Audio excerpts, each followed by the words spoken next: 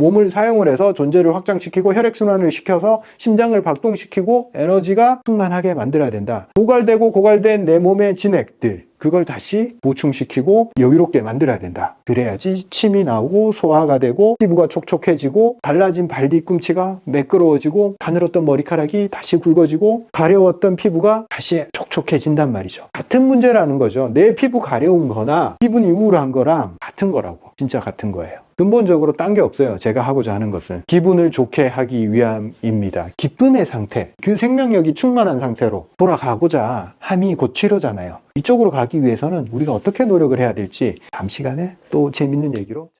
안녕하십니까, 이승 원장입니다. 감정에 대해서 우리가 스트레스를 다루기 위해서는 감정이 어떤 기전을 통해서 일어나고 좋은 감정이 뭐고 부정적 감정이 뭐고 그쪽으로 옮겨가기 위해서 어떻게 해야 되는지 감정을 다룰 줄 알아야 된단 말이죠.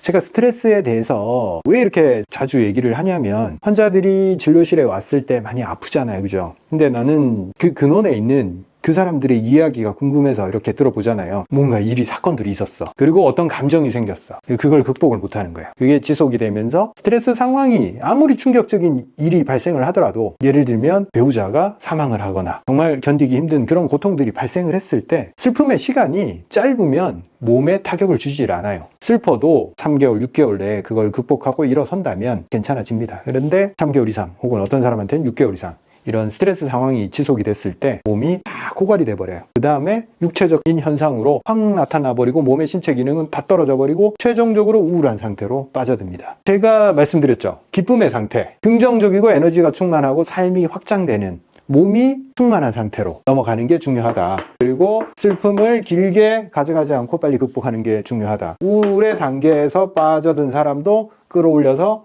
기쁨의 단계로 올라가기 위해서는 육체를 복원시켜야 된다. 육체의 능력을 다시 끌어올려야 된다. 이렇게 말씀드렸는데 기쁨이 과연 뭘까? 구체적으로 한번 생각해 봅시다. 기쁨에 대해서 말씀드리기 전에 제가 말씀드리는 어떤 철학의 근거, 이승우가 좋아하는 어떤 철학의 근거가 뭐냐? 저는 스피노자를 좋아합니다. 스피노자에 대해서 이름은 들어보셨을 거예요. 제가 너무 좋아하는 철학자인데 이 감정에 대해서 한의학에서도 많이 다루고 있습니다. 희노애락 등등 해서 오행으로 배속시켜서 감정을 다루고 있는데 사실 그닥 와닿지 않고 직관적이지 못해서 조금 나한테 더 와닿는 개념을 더 받아들이는 편입니다. 그래서 스피노자의 어떤 분석력 그리고 몸과 마음이 하나다. 한의학에서도 근데 똑같이 얘기를 해요. 그렇지만 제가 좋아하는 언어, 과학적 언어, 실용적 언어 측면에서 더 이쪽이 와닿기 때문에 주로 이 부분을 제가 심취했었고 더 인용을 하는 편입니다. 자, 기쁨. 영어로 표현하면 joy죠. joy. 그리고 뭐 한글로 여러 단어로 쓸 수 있겠죠. 쾌락이라는 단어로도 표현할 수 있습니다. 기쁨, joy 이 정도까지는 괜찮은데 쾌락 이렇게 들어가니까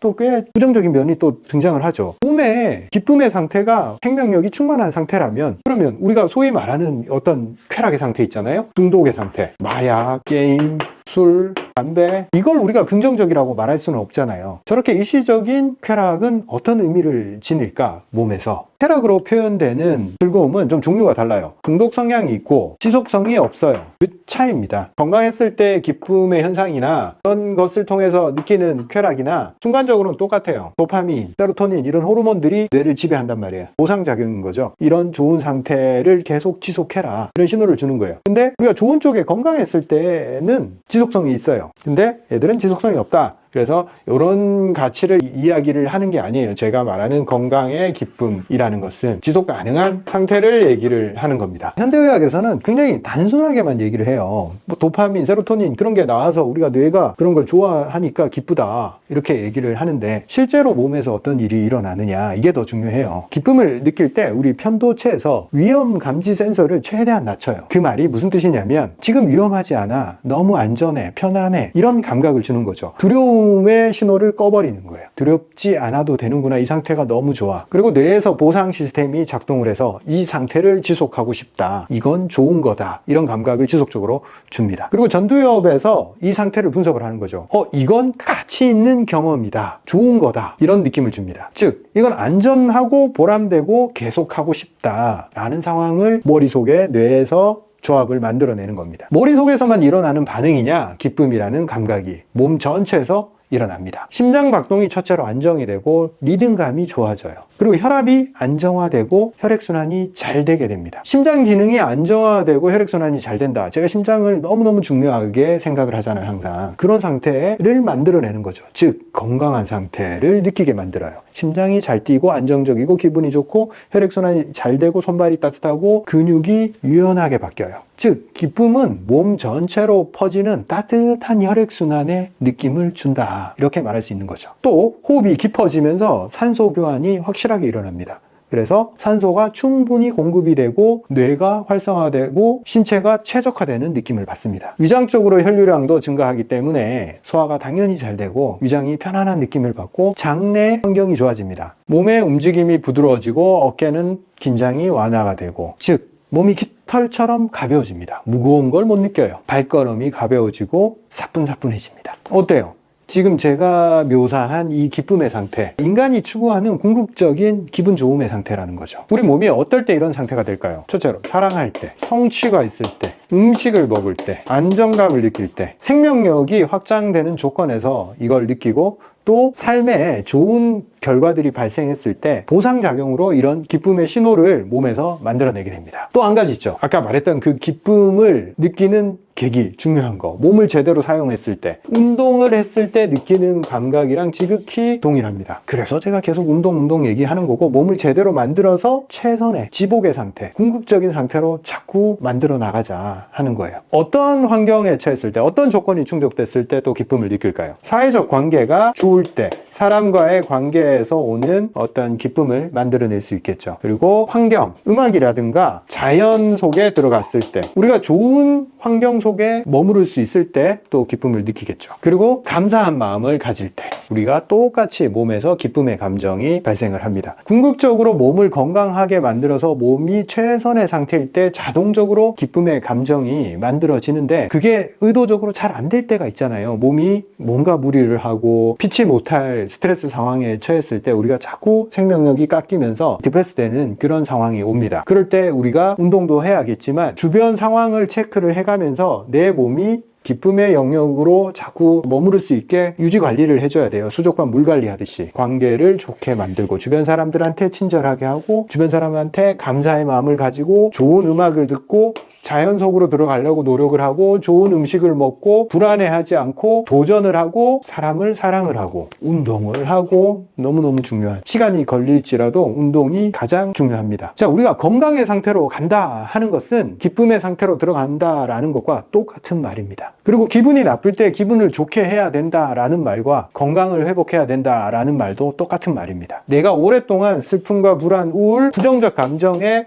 머무르지 않게 하는 거, 멀쩡하게 기쁘고 건강한 사람도 어떻게 해서 부정적 상황에 처할 수가 있어요. 다른 사람들이 어떤 비난을 했거나 좋지 않은 말을 했을 때 갑자기 바뀌어요. 감정이 그쪽으로 옮겨가면서 생명력의 위축이 일어나요. 별거 아닌 계기로 시작이 됐지만 결국엔 우울해지고 몸이 쇠약해져 버립니다. 조심조심 보호해줘야 돼요. 내 몸과 마음을 이 상태에 오래 머물 수 있게. 이런 것들을 모아 건강을 유지하는 겁니다. 그리고 이거 제 자랑은 아니지만 저한테 치료를 받고 저희 제품도 먹고 그런 분들의 피드백이 어떤 게 있냐면, 선생님 이거를 먹고 몸도 좋아지지만 기분이 좋아졌어요. 내 심리 상태가 좋아졌어요. 그걸 굉장히 많이 표현을 해요. 제가 예전에는 저도 이렇게 따로 분리해서 생각을 했어요. 20년 전에는. 그런데 점점 세월이 지나가면서 똑같이 자꾸 반복적으로 그 말들을 너무 자주 듣다 보니까 다른 게 아니구나. 결국 우리의 몸과 마음은 하나구나 라고 정말 진심으로 느끼게 됩니다. 우리 한의학에서도 몸과 마음을 이렇게 갖다 얘기를 하는데 그거 별로 안 와닿아요, 실제로는. 임상에서 계속 듣다 보면 정말 제가 하면서 이해를 하게 됐던 거죠. 특히 우리 요 환사종,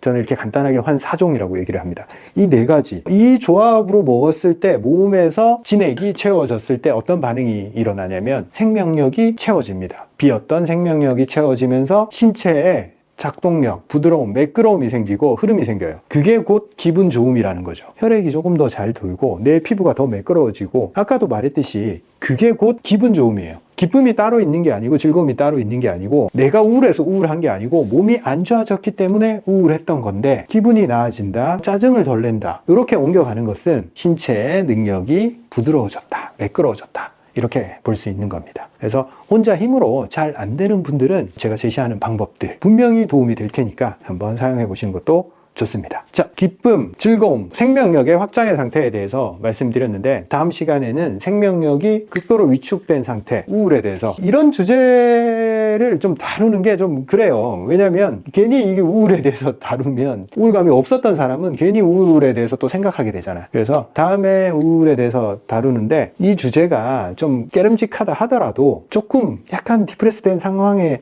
있을 때 과연 이 상황이 뭘 의미하는지 객관적으로 우리가 한 발 물러나서 이 상황을 한 번씩 미리 간접 체험을 한번 해놔야 돼요. 그래서 그 상황에 들어갔을 때 거기에 오래 머물지 않을 수 있습니다. 조금 그렇다 하더라도 다음 영상도 한번 봐주시길 바라고, 우울한 상태에 이미 빠져 있는 사람들은 꼭 한번 봐주시기 바랍니다. 본인의 상태를 객관적으로 봐야지만이 거기서 벗어날 수 있어요. 분명히 도움이 될 테니까 한번 시청해 주시기 바랍니다. 감사합니다. 다음 시간에 뵙겠습니다.